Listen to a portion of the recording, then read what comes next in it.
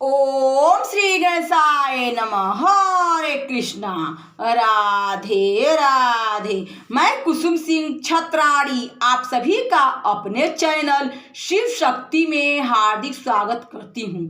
आज मैं आप लोगों को शिव महापुराण के षष्ठ कैलाश संहिता के 11वां अध्याय की कथा सुनाने जा रही हूँ। वामदेव जी द्वारा ब्रह्म निरूपण। ऋषि बोले, हे महाभाग सूत जी, आप हमारे गुरु हैं, इसलिए हम पर दया कर हम जो पूछते हैं वह बतलाइए, क्योंकि शिष्यों के ऊपर तो गुरु जी सर्वदा कृपा ही करते हैं और इसी से आपने हमको अपना दर्शन दिया है।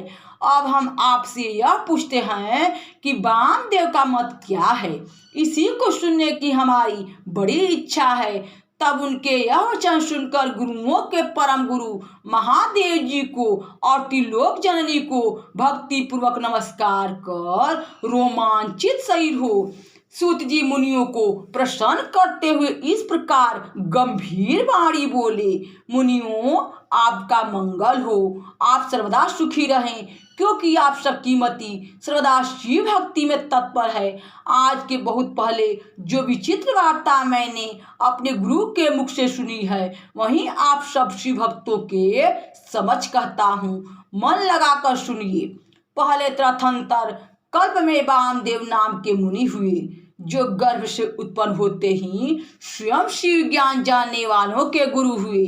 वे वेद, पुराण और शास्त्र के तत्वों को जानने वाले और देव, असुर, मनुष्य तथा सब देवों के जन्म कर्म के जानकार थे। वे सब शरीर में भस्म लगाए, जटा मंडल से मंडित, निराश्रय, इच्छा रहित, निर्द्वंद और अहंकार रहित थे। वे सर्वदा दिगंबर, महाज्ञानी और दूसरे शिव के समान अपने चरणों के स्पर्श से पृथ्वी को पवित्र करते हुए इधर उधर विराजते तथा परधाम ब्रह्म में लीन रहा करते थे।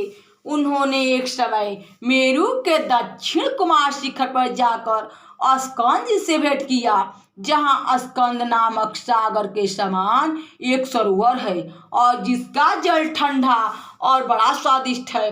तब शिखर के ऊपर बैठे हुए मुनि वृंदों से सेवित भगवान शिव जी के पुत्र स्कंद कुमार को उदित सूर्य के समान, जिनके 4 भुजा, सुंदर शरीर और मुकुट आदि से विभूषित अगल बगल रत्नभूत 2 शक्तियां उपासना कर रही थी और जो मोर पर बैठे हुए थे, देखकर उन मुनीश्वर ने परम भक्ति से उनकी पूजा की। हाथ जोड़कर एक दिव्य स्रोत में बड़ी स्तुति की तो महेश्वर पुत्र प्रभु स्कंद जी प्रसन्न होकर बोले, हे मुने, मैं तुम्हारी पूजा से प्रसन्न हूँ।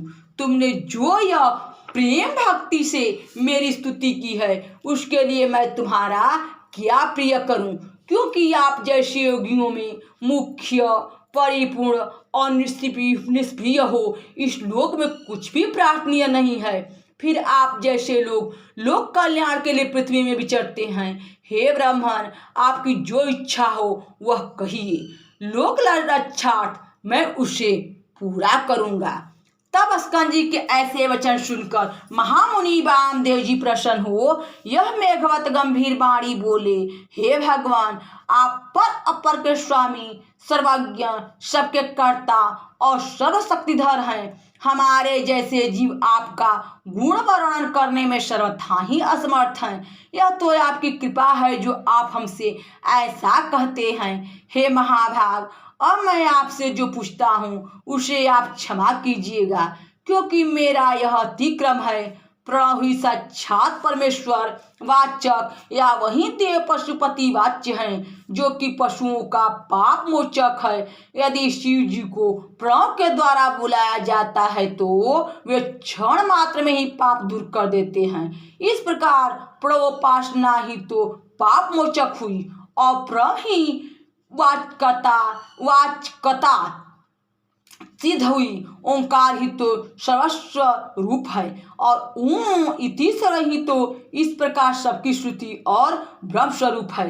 देवताओं के पति आपको नमस्कार है, आप ही पतियों के पति और परिपूर्ण हैं।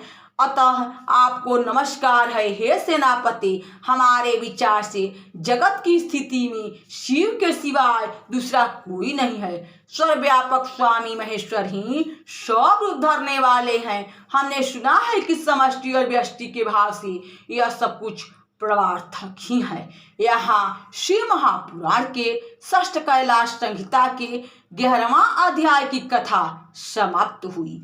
बोलो शंकर भगवान की जय, मैया भवानी की जय। हरे कृष्णा, राधे राधे।